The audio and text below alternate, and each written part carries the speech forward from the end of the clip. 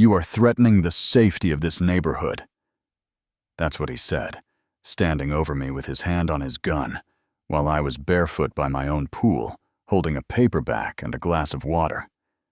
Tell me, how dangerous does a man look when the only thing he's aiming at is chapter 2? Yeah, that happened. Let me start this the way it really felt, not the way it looked in that 2-minute clip that went viral, because from the outside, it just looks like instant outrage, instant karma, everyone picking sides in the comments.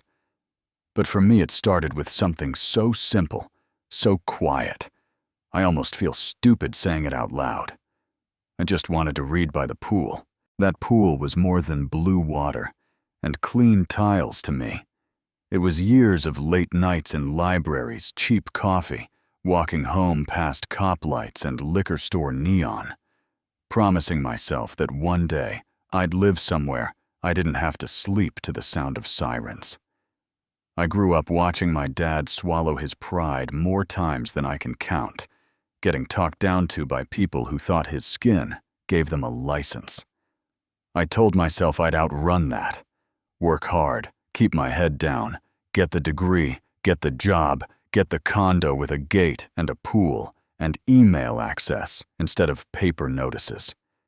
You know what I mean. So when I finally signed on, that place moved in. Saw that pool from my balcony, it felt like a promise kept. It was a Saturday afternoon, sunny but not brutal. Just enough heat that the pool looked like an invitation. No court, no jury, no Your Honor, no tie choking my neck. I grabbed my book headphones, low water in my hand. Key fob, resident card. Dropped my stuff on the chair and let myself breathe. For once, I wasn't thinking about motions and evidence. I was just a guy in swim trunks reading a book in front of his home. Then I felt it. That invisible tap on the back of your neck, like someone's eyes are touching you before their shadow shows up. She was standing by the gate. Late 30s, early 40s. Neat hair. Tight mouth. Tiny dog. I didn't know her name yet, but you probably already know what we called her later. Karen. The blueprint. She wasn't looking at the water. She wasn't looking at her dog. She was looking at me like I'd hopped a fence. Now look.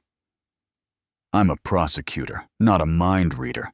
I know better than to turn every glance into a civil rights case. So I did what we're trained to do in this country. I gave her the benefit of the doubt she would never have given me. I looked away, turned my attention back to my page, told myself, she's just zoning out. Relax. Then the phone came out, not quick, not casual. She lifted it, aimed it, held it. A little too still, a little too long. You start to recognize that posture when you live in this skin. Long enough, the silent screenshot of your existence. I saw my own reflection in her lens. Black man, pool, headphones, alone. In my head, I heard an old familiar script. He doesn't look like he lives here. Pattern interrupt. No one had spoken to me yet. No one had asked my name, my unit number, nothing. But the story had already started without me. She paced, pretended to look around, then stepped aside and put the phone to her ear. Voice low and clipped shooting glances my way. I couldn't hear every word, but I've heard enough recordings like it in my job to fill in the blanks. There's a man here, I don't recognize him. He looks suspicious, a boss, by the pool. That word. Suspicious. It does a lot of heavy lifting when people are scared of things they'll never admit out loud. I sat there, every nerve awake. I didn't move, didn't shout, didn't give her a show. Because we all know what happens if I go over there and say, "Excuse me, are you calling 911 on me?" Half the internet says I escalated it. If it were you, what would you have done? Think about that for a second. 10, maybe 15 minutes later, before I finished a single page, I heard it. Siren. Getting closer. In a gated community, a siren doesn't blend in. It slices. Red and blue reflections flashed off the glass walls by the lobby. Conversations around the pool went quiet. People turned their heads in slow motion like they were in a movie and didn't know the twist yet. I knew. The cruiser rolled up all the way to the pool gate. No rush for context, no talking to staff, no basic scan of the area. Doors opened and 2 officers walked in. One tall and thick jaw. Clenched hand already near his gun. The kind of walk that says, "I'm here to control, not to ask." That was Miller. The other a bit younger eyes, unsure steps, hesitant, that was Ramos. Miller locked on me like a homing missile. He didn't see the book, the water, the key fob on my towel. He saw the call in his system and the color on my skin and filled in the rest with his own imagination. He didn't start with "sir." He didn't start with "we got a call, mind if we talk." He started loud. "Stand up. Put the book down. Hands where I can see them." The words hit harder than the volume. I blinked, sat up slow. "What's going on, officer?" He smirked, took 3 hard steps closer. "My question first. Who are you to sit here like you own the place?" Behind him over his shoulder, Karen had taken position with her arms folded, dog tucked in, nodding along, like she had summoned backup. A couple of neighbors lingered behind the loungers pretending to be casual, phones already in their hands. I kept my voice level. "My name is Marcus Lee. I live here. This is my building." Miller looked me up and down, eyes dragging over my swim trunks like they were evidence. "You live here, huh? Papers. Now." I knew this game. I deal with it from the other side of the table for a living.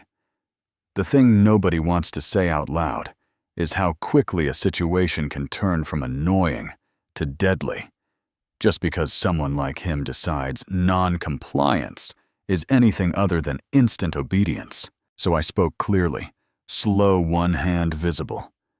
"I'm going to reach into my bag with my right hand to get my wallet." Someone on the left whispered, "I've got this on video." I took out my resident key card, the fob with the building logo. Held them out so he wouldn't have to move closer if he didn't want to. He barely looked. "You could have stolen that," he said. "You think I'm stupid?" Ramos shifted his weight behind him, opened his mouth a little, like he wanted to say, "Come on, man." Then shut it again when Miller shot him a warning glance. Karen jumped in, voice sharp. "Officer, I've never seen him before. He was just sitting there staring at the pool, pointing his phone toward the kids." Lie. Flat out. You know that hot, empty feeling behind your ribs when someone lies about you with their whole chest. I felt that, but I didn't move. I was not going to give them a frame they could freeze on the evening news. So I asked calm, "Did you see me do that?" She didn't answer me. She just looked at Miller like, See. He stepped even closer. "Identification. Now. If you don't have proof, you're trespassing.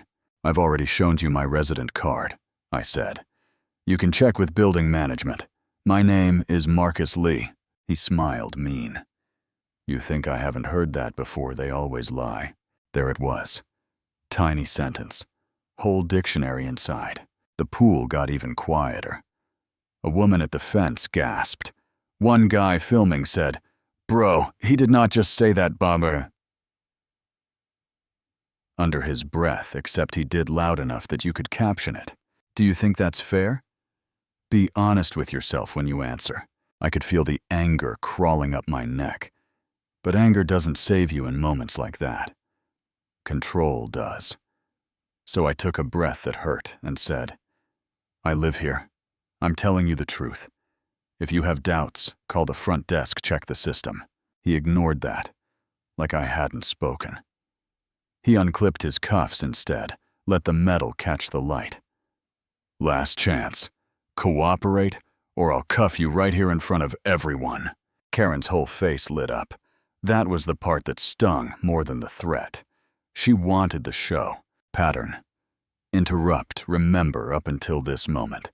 I have not raised my voice, not taken a step toward anyone, not broken a single rule. My crime is sitting. I looked at him, and saw the whole ugly tree behind that one rotten fruit. I have read too many case files that start this exact same way and end with a body, a statement, a closed investigation. I knew if I didn't flip this script somehow, my story would get told by the same kind of man who was standing in front of me. So I changed the scene, slowly.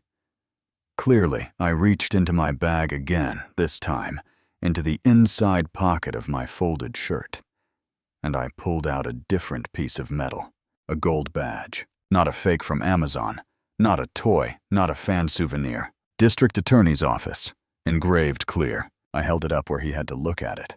The phone zoomed in. "Do you know what you're doing?" I asked.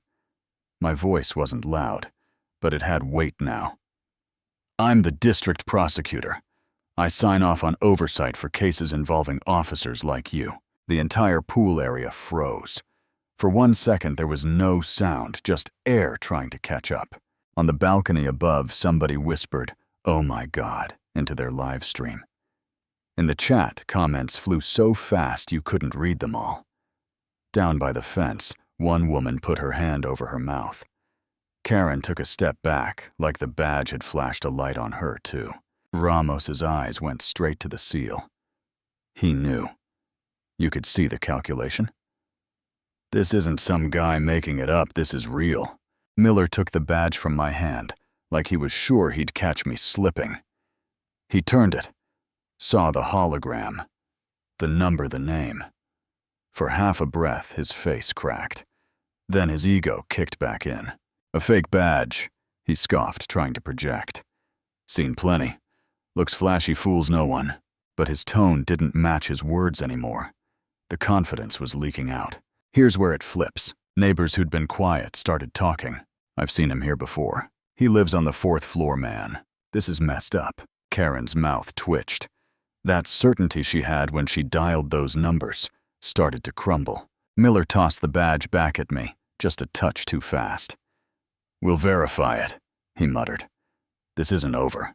"Oh, I agree," I said. "It's not, Then, just like that, they turned their backs and walked out. No apology, no correction to the crowd. Nothing. Karen tried to melt into the background. People watched the patrol car leave with this heavy silence, the kind where everyone knows they just witnessed something ugly and historic at the same time.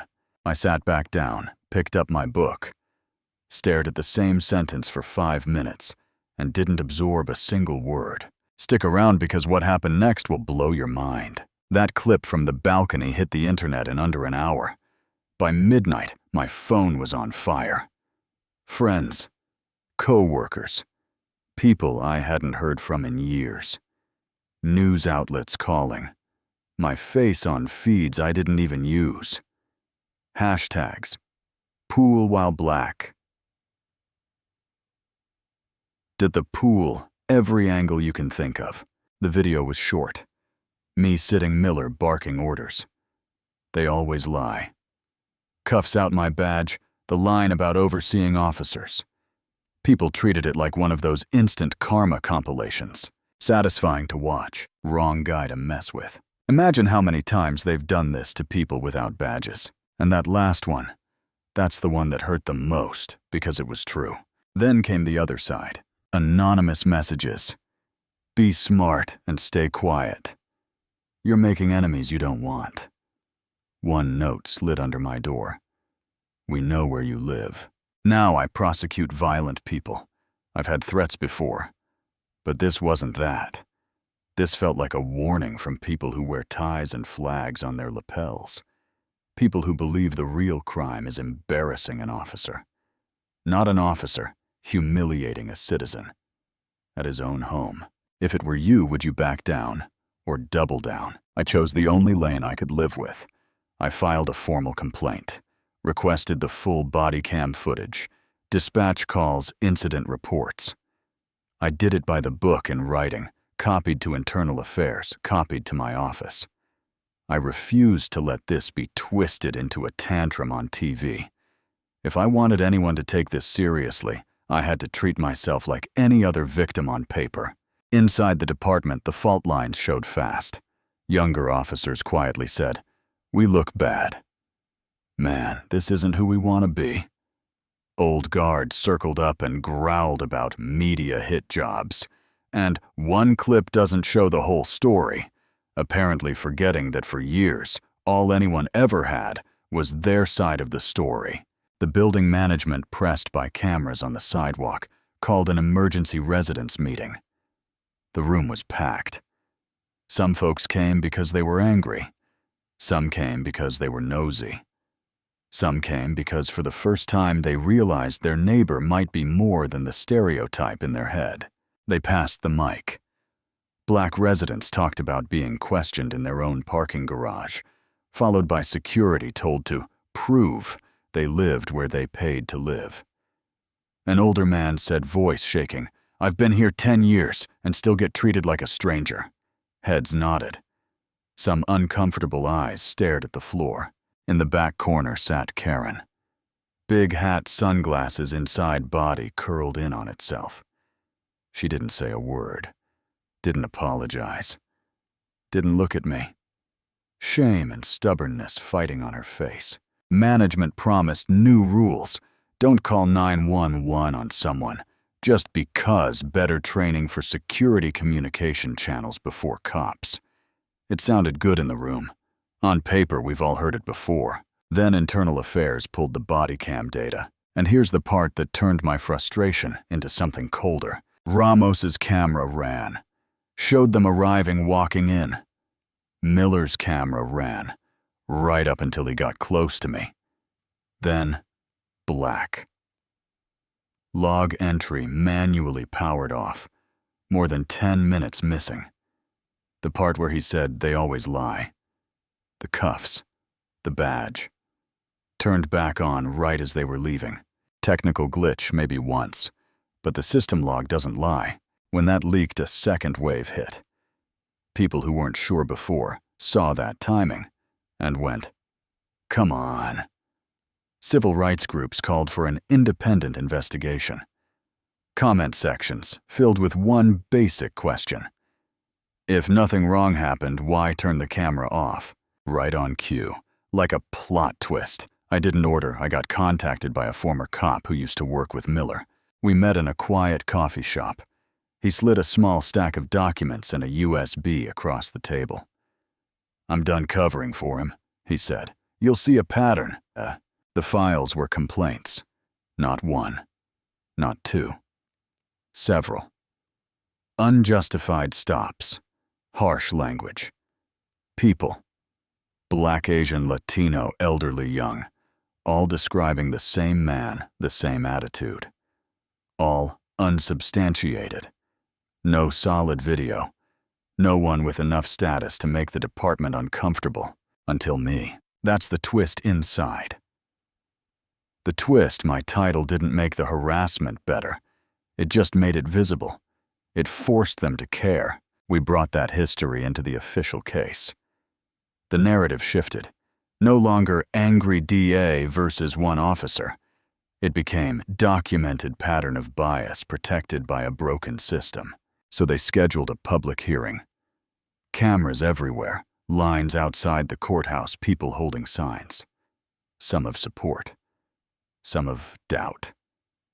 Some just saying, "We want the truth." It looked like one of those trial days I'm usually on the other side of, only this time I was the one taking the oath. I told the story like I'm telling you now. Simple. Calm. No extra seasoning needed. Then they called Karen. She walked up small. Makeup working overtime. When they asked if she was certain I was a threat, she said, I felt concerned I may have overreacted, like she'd just honked too long at a green light. When they asked if I'd ever approached her, threatened her, touched a child, anything she said no. Just her feelings. Her words weren't evil. That was the scary part. She sounded like every person who thinks their fear is facts. Then Ramos came up. The whole room leaned in. He could have lied. He could have dodged. Instead, he said, he was sitting by the pool. He complied. He showed ID. He did not act aggressive. When they pressed him on the camera, he said, "I did not turn mine off. I cannot speak for Officer Miller." That's it. That was enough. Miller was suspended. Internal Affairs widened the investigation. The city brought in an external review board. Policies around biased calls, body cams, and use of force reviews got pushed onto every agenda. Karen got hit with a civil suit for false reporting, and the fallout. Sometime later, she put her place up for sale. One morning, a moving truck rolled in, boxes out car. Gone. No goodbye party, no speech, just absence. People asked me if I felt vindicated seeing that. I didn't. I felt tired. Because punishing one woman for one phone call doesn't fix the reflex that made her dial. On the other side of all this, something unexpected grew. That hashtag, Pool While Black, stopped being just about me. People started sharing their stories, getting asked to prove they belonged in their own office building, their own school, their own parking lot. Told staff only when they were the surgeon, the professor, the partner. A movement formed around one simple idea: existing is not probable cause. Some folks reached out from police departments too quietly. "We're using your video in training," they said. "We're telling rookies this is what not to do." Not perfect, but a start. I agreed to be an advisor to a civil rights nonprofit on one condition: I stay in my job. I still believe the law can do good if we beat on it enough. And slowly life settled. Not back to what it was. That's gone. But into something different. I went back to that pool. First time my hands were shaking. I half expected another siren. Instead, the older couple from 3A waved. The single dad from 2F asked about my day. A little kid cannonballed in and splashed half my page. One afternoon, I found a folded note in my mailbox with no name. "I'm sorry I stayed silent that day. I was scared to speak up. I was wrong." Simple. Honest. I kept it. Because here's where I'm going to leave you with something that might bother you more than the viral clip did. The only reason you know my story is because of who I am on paper. If I had been a warehouse worker, a bus driver, a waiter, a kid from down the street with no badge, and everything else played out the same. The phone call, the cuffs, the bum, they always lie. Do you really think Internal Affairs would have dug up a decade of complaints? Do you think an independent commission gets formed? Do you think a room full of lawyers shows up for free? Or do you think it would have been another file stamped, shelved, forgotten? If it were you sitting there and you didn't have the job title, would the ending be the same? Answer that honestly. Not to me. To yourself. That's the part that keeps this from being some feel-good, justice-served montage for me. On paper, yeah, the story wraps nice. Cop suspended. Policies reviewed. Karen gone. Community woke up a little. I sit back down at my pool book and hand world righted.